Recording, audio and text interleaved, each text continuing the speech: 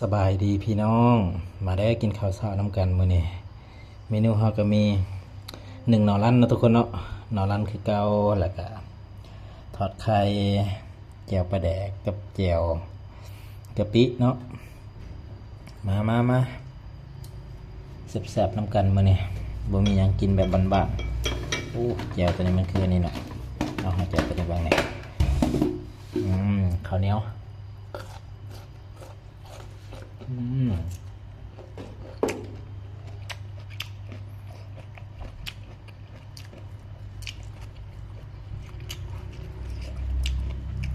ข้าวเหนียวห่อนๆใส่สุดยอดกิน2 คนพ่อเมียคือเก่าหันหนวดก็เปิดปกติเด้อก็ได้เปิดเส้นเปิดเอ็นก็มาได้หันตั้งอยู่บ้านอุดมวิไลเมืองเกษรแขวงสะวรรณเขตเนาะ